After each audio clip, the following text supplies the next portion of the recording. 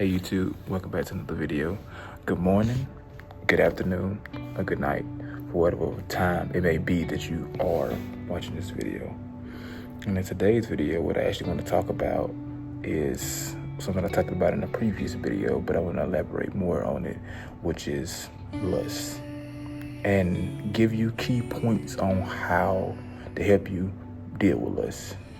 Honestly, because lust is something that you can't defeat. God himself told us to free from lust, not defeat lust. So that's giving you the indication that, hey, this thing can't be defeated, but you can flee from it. You can escape from it. And that's going into my first point, actually, which is fleeing from lust. Don't try to fight it. God himself said, don't try to fight lust. Flee from it.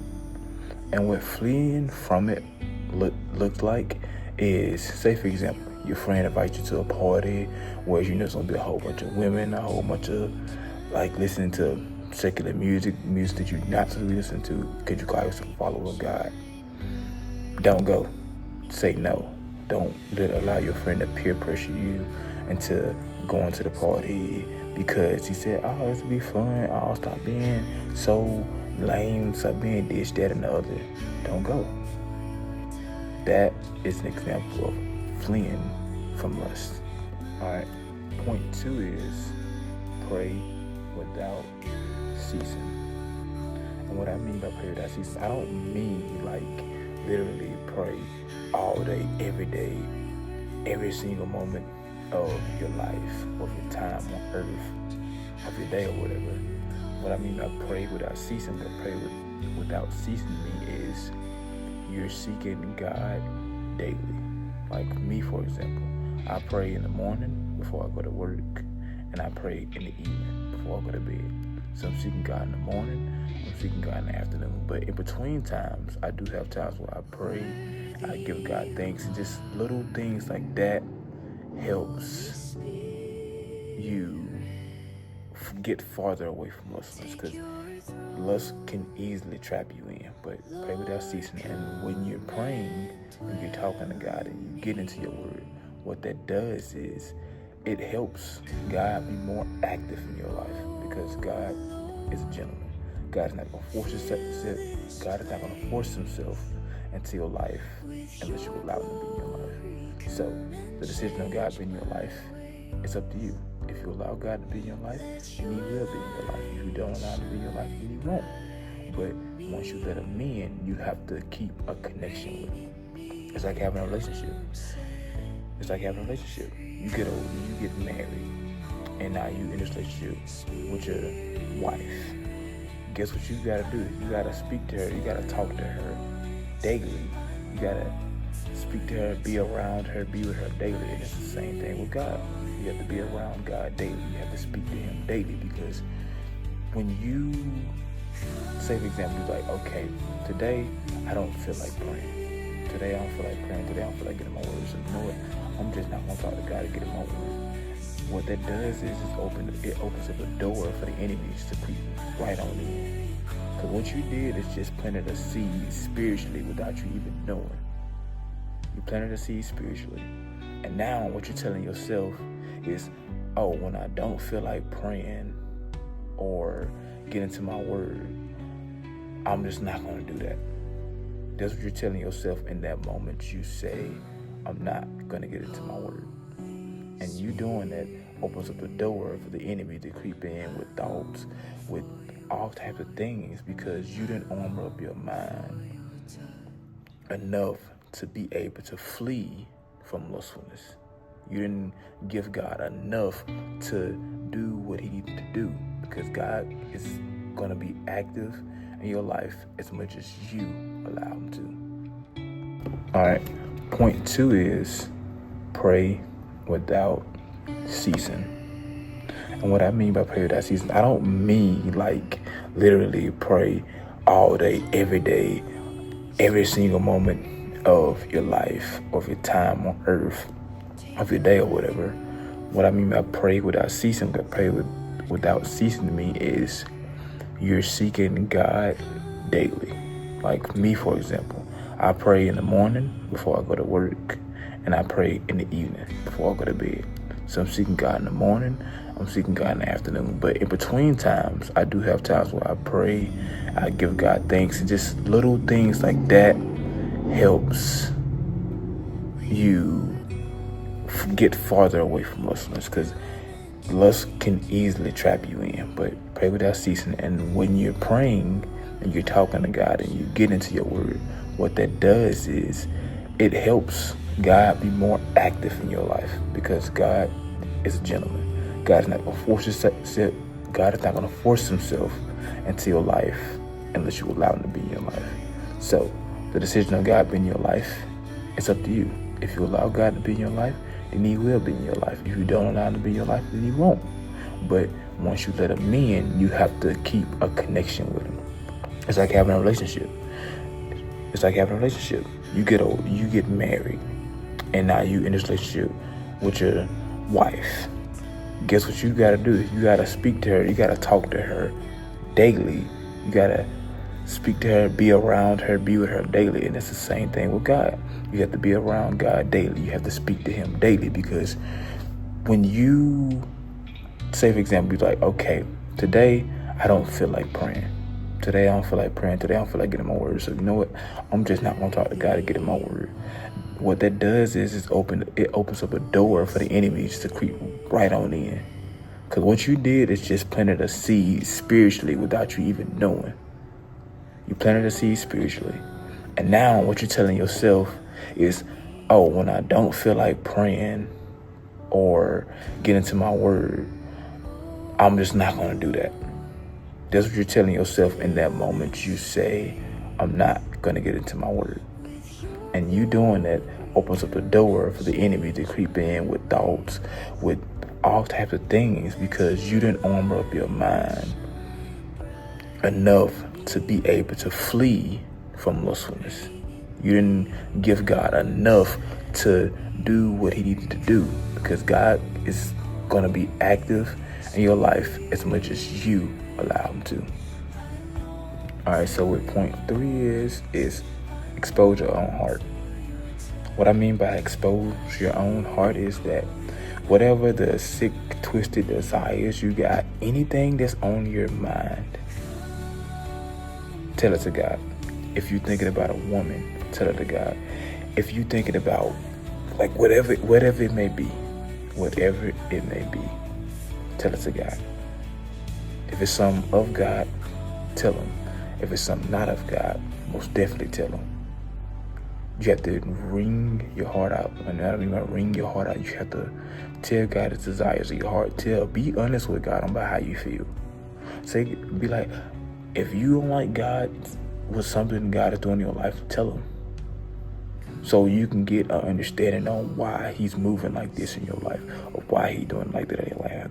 Like, why, God, did you allow me to go through this tragedy or this tribulation? Like, why did you allow my mom to pass away, my dad to pass away, my friend to pass away? Why did you allow that to happen? Why did you allow me to get fired from my job? Why did you allow me to lose my car and my house? Like, ask God these things. Be open and honest with God, because if you don't be open and honest with God, you can't build a better relationship with God if you're not open and honest. You got to be open and honest with God in the good times, the bad times, and the ugly times. You're going to have all three in a relationship when following him. You're going to have your good days, your bad days. You're going to have your ugliest days, which are the worst days. Which you like, just like, God, why am I going through all this? Like, what's going on? You have to talk to him about these things so he can give you understanding, so you can understand better. Okay, God did this for a reason, or God did that for a reason, to really get an understanding on what he's trying to do in you, either for you, or he does stuff in you for other people. And sometimes God will literally take you through things just so he can use you to get to someone else. And you have to be willing to allow God to use you in your trials and tribulations to get to someone else. And I know that's easier said than done, because I myself have went through trials and tribulations and still go through trials and tribulations. But what God has used my trials and tribulations to do is doing what I'm doing now. Literally talking about how I have been freeing myself from lust, freeing my things from these things that are not of God. And I've been through these tribulations, and now I'm sharing the knowledge that I've learned through them because of God to people who out there who are struggling with these things right now, who are battling these things and just don't know what to do, and are watching the YouTube videos, going to church, doing all the things that they were told they need to do, but still battling and just don't understand why, like what's going on. And a lot of times that can be God having you in a season of trials and tribulations. And that's where this thing of lust comes into play, because it's like lust can be a source that we use. Well, not even can be, is a source that we use to cope with our life. Something goes wrong, I can go watch pornography. Something goes wrong, I'm gonna go watch pornography, masturbate. Something goes wrong, I'm gonna go watch pornography, masturbate. You do that over and over and over again, but not realizing that you're slowly over time killing yourself, you literally slowly over time killing yourself, because you spending however long it take, 5-10 minutes of your life that you could have spent praying, that you could have spent doing something else that's better for you. Heck, even watching TV would have been better than going to lust. Honestly, like you spending all, and that time, it adds up. You spend all your time doing that time adds up. The 10 minutes you did that day, and you do it the next day, to add to 20, next day 30, 40, and so on. That time adds up over time. And what it does spiritually is it starts to numb you. You start to numb yourself, you start to get tired, you start to wonder why you keep feeling so restless, angry, can't sleep. And it's because you're doing something that God never designed it to be done that way. And the last thing I want to hit on that'll help you with lust is taking the sources that allow, matter of fact, I'm going to make it into 2 points. For one, taking out the sources that allow you to fall into lust, and dealing with your emotions, because these two both go hand in hand. So I'm going to give an example of something that happened in my life. So at work, something happened at work that made me mad. Like I'm heated because my boss said, hey, I need you to do this. It's like, hold on, but you want me to do this and do that. And it's like, work gets too much. It's overwhelming. Work gets too much. It's overwhelming. I'm like, bruh, I can't do this. God, like, this is too much for me right now. And what I decided to do is I'm going to go to lust then. I'm going to go to pornography. I'm going to go to masturbation to solve my problem of me being angry, of me being frustrated because I can't handle all this pressure that's on me. And many times that's what we do. We go to these sources, we go to these things, and we think, it's all cool. I'm going to just do this quickly and boom, then I'll be all right. But in the grand scheme of things, us going to lust, pornography, masturbation, it makes it worse. It elevates the problem that we had. We were frustrated, we were angry, we were stressed because of work.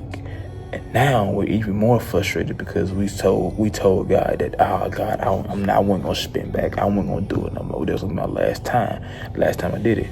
Now we angry at ourselves, like, why would I do that? I don't sin against God again. I told God I'm not gonna do that. And now we overwhelmed because we don't know what to do now. It's like I just sinned against God again. I just told him I wasn't gonna do it, and I spent back because I'm like, then that gives the enemy an opportunity just to flood you with emotions. Like, yeah, you done for, God don't want you no more, God can't use you no more, or you can't be forgiven, which is all wrong. It's all wrong, but that's what we do when it comes to that. I'm a living example of it, because I used to do that when I fell into lust. That's exactly how I used to be, because I'm looking like, bro, ain't no way. I just told God I wasn't doing this no more. I said I was done. I said I was done with it. It's over, like it's through with. Nah, but I go right back into it. I spin back to it. And And I go and I'm like, dang, bro. Like, well, how am I gonna come to God about this? How am I gonna explain this to God? Like, the whole time, he already knowing that I was gonna do that because he already have our life planned out. He already know I was gonna fail. He already know what exact moment I was gonna fail, time, date, and all. He already knew that I was gonna slip up. And he is ready to forgive me if I, myself, would accept that forgiveness. And what does that have to do with your emotions? You have to deal with your emotions. When you're like getting away from lust, you have to really deal with your emotions. And what I mean by the sources is that the sources comes from your emotions. You get mad, you get angry, you get sad. You have to learn how to process those emotions. What I mean by processes, it's like, why am I mad? I'm mad because I'm overwhelmed. It's like, okay, but if I go to lust, what's that gonna do for me? I'm overwhelmed because I got a lot on my plate that I need to get done that my boss want me to do. It's like, okay, why don't, instead of going to lustfulness, for one, you sit down with yourself and like, okay, my boss want me to do this, my boss want me to do that. How can I get all this done? And when do I need it done? Think, like, when do I need to get it done? And you start by breaking it down. Step one is like, okay, I need to go ahead and get this done. So this is a high priority. I'm gonna start with the high priorities. Then I'm gonna go to the things that are less prioritized. And then next thing you know, you done what you had to do. And it's like, dang, it wasn't even that deep. It don't even be that deep as it may seem. Like you done went to lust pornography. But this time, instead of doing that, you didn't go to it. You just handled your business like you need to. And you sit here like, dang, man, it actually wasn't even that bad. It actually wasn't even a crazy amount of stuff I had to do. It just seemed like it. So in dealing with your emotions, you have to break your emotions down and eliminate sources that can trigger those emotions if you can. Like I was talking about, like the party earlier. Your friend asked you to go to the party. Don't go. If you know that around 12 to 1 o'clock you on social media strolling, that you're going to be getting them thoughts and them urges and watching stuff you don't supposed to, guess what you need to be doing? You need to have your tail in that bed at an earlier time. If you know from 12 to 1, hey, that's when these thoughts start going crazy, guess you by 11 o'clock, you need to be in the bed. You need to be in the bed. You need to be asleep. That's what you need to be doing. You eliminate another source from you going to something that you're not supposed to be going to, that you don't want to go into. And when it comes to, like, say for example, I know it can be tough because you can like, man, but like, bruh, when I go to the stores, man, like when you go to the store, focus on what you need to get. Make a list. Make a list. It's like, okay, I need to get these exact things to the store. Go to the store with that list. Go to the exact aisle. Get the things you need to get from the store and leave. Don't stay there. Don't be like, oh man, I might need to get this. Oh man, no. Get exactly what you need from the store and go. Make that list, get exactly what you need from the store and go. And what you do is you cut most of the time you will spend in the store by just making a list and going and getting exactly what you need. And there's less time you have to spend in the store, less time for you to get tempted on, oh, I see this girl with these black tights on or something like that, and your mind start wondering. Then one thing leads to another, and you back lusting. But that's all I have for y'all today. You know, I am gonna elaborate and go even into more details. About how to, get over, not even ready to get over lust, but free from lust and break the chain of being bounded to lustfulness. I'm gonna have more videos on that and so on and so on. But pray y'all have a blessed and wonderful day, and thank you for tuning in. Like the video, please. Comment on the video. If you want me to do something else, talk about another subject, comment and I can make that into a video. And subscribe so you can know when I post, so you can see that video and learn from the video what God has bestowed in me. Thank you.